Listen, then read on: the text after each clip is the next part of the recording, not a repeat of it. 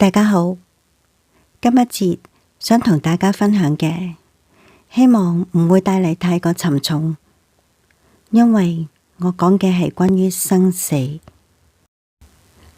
相信有部分而家嘅陽光之友都知道我仔仔喺2022年患癌離世，抗癌10個月，治療療程當中，仔仔受盡折磨，但係佢一直都好勇敢，好勇敢咁為咗愛佢嘅人去忍受住種種嘅磨難同埋堅持，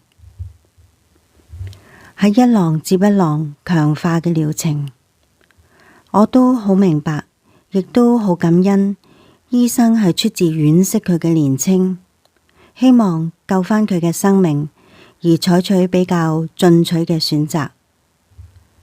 當然，強度亦都會令到佢受更大嘅煎熬。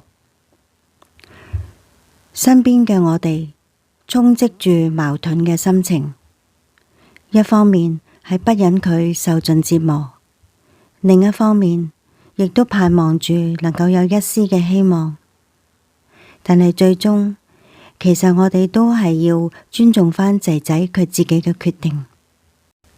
抗爭咗10個月，對我哋嚟講係漫長嘅，中間仲經歷住當時疫情第5波高峰，顧慮嘅危險就更多，我輾轉掙扎，焦慮嘅亦都更多。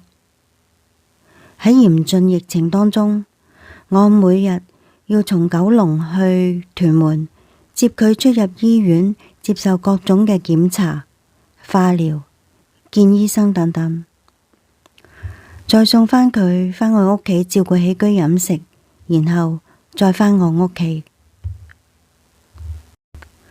化療療程對免疫力嘅損害係我每日提心吊膽嘅顧慮，好怕佢會感染病毒。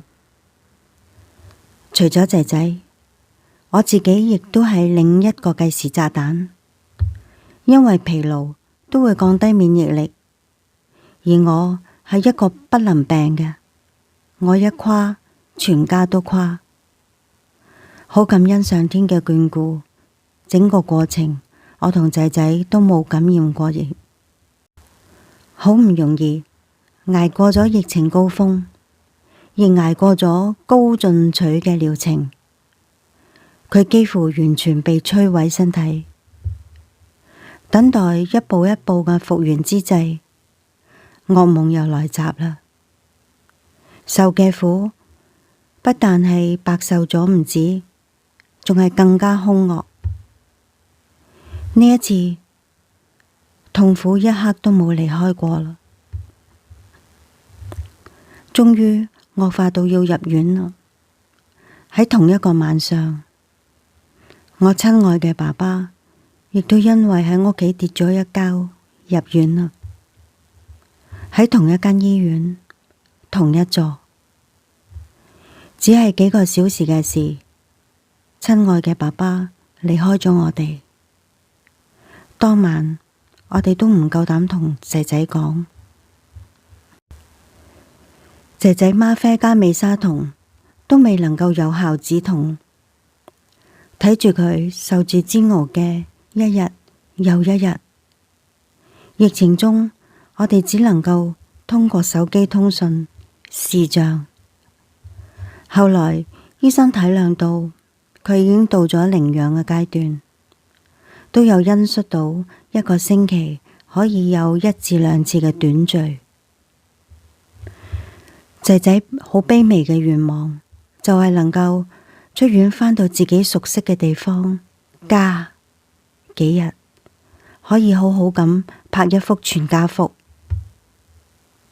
但係因為仔仔當時已經不能起床走路啦，佢好努力咁每一日跟治療師鍛煉自己嘅小腿肌肉，為嘅就係做好準備返屋企幾日。但係當中又進一步惡化，始終未能如願。我萬分感激屯門醫院 H1 病房嘅所有醫護愛心嘅成就。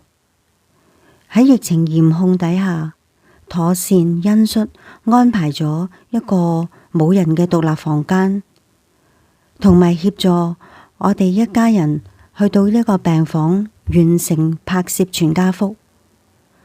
護士充當攝影師，幫我哋即時打印返出嚟，放喺個相架入面，即時就交俾仔仔拎住啦。了咗仔仔嘅願，佢好珍惜咁攬住嗰幅相。當晚佢真係笑得好開心。喺整段抗癌嘅日子裏面，我都冇見過佢笑得咁開心。佢嘅笑容好可愛，好感動。嗰晚嘅第二日，其實就係我爸爸嘅葬禮。我哋都好擔心喺葬禮嘅中間，隨時可能收到電話，就需要離場趕去醫院。但係仔仔好乖，佢讓公公嘅葬禮順順利利地圓滿。然後第二日嘅清晨，我哋就收到通知趕去醫院。醫院特別安排返前一晚影全家福嘅嗰個獨立房間，俾我哋陪住佢，一直陪伴喺身邊。到中午後，隨住公公圓滿嘅步伐，喺我哋一家人齊整嘅陪伴底下，佢離開。痛心之餘，又為佢鬆一口氣，矛盾極啦，心極度不捨。但係佢終於冇需要再接受任何痛苦煎熬啦。我喺佢耳邊同佢講，佢係媽咪心目中偉大嘅戰神 Kartikeya Murugan。我同佢講， My boy, mommy proud of you。 我以你為傲，你已經超額咁完成咗你今生嘅課題同任務啦。請你好好咁規劃下一段旅程，而且要開心美滿咁去享受嗰個旅程，繼續體驗同埋學習你想體驗嘅同希望學習到嘅。我哋永遠愛你。我好想借呢個機會再次衷心咁感謝病房嘅所有醫護。當時嘅主診郭柏維仁醫，全體每一位醫護同埋助理醫醫，佢哋無比嘅愛心、關懷、照顧，仲協助咗我仔仔滿願。喺疫情嘅嚴控底下，都盡力去體諒同埋恩恤我哋家屬，令到仔仔喺充滿愛嘅氛圍底下寧養到離世。我好感恩能夠親身咁去體驗到香港醫護嘅高水平素質，令到我真係好感動萬分。亦因為呢個感動，間接幫助到我釋出壓抑咗一年嘅淚水，真係無言感激。我亦都好想去感謝群裏面當時嘅網友，感恩你哋一路嘅慰問、關懷、鼓勵，為我打氣同祝福。家係人類同埋動物學習愛嘅基地，懂得珍惜家人，就會更加懂得去愛同感受愛。即使係動物，都係一樣㗎。我好想同大家分享我嘅生命觀。請明白，所謂生命，只係靈魂每一段旅程嘅過渡，而每一段生命旅程都係有末段嘅。我好珍惜喺我生命旅途中遇上嘅每一個生命體，每一位聽緊節目嘅你哋。如果能夠做到一家人一齊生活嘅，咪更加難得啦。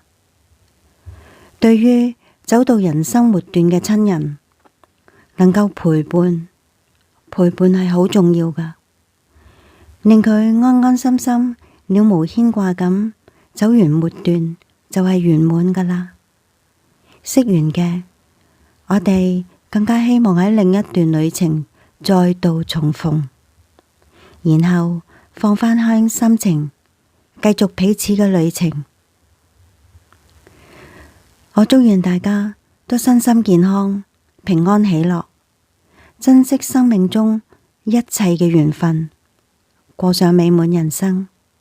Namaskara。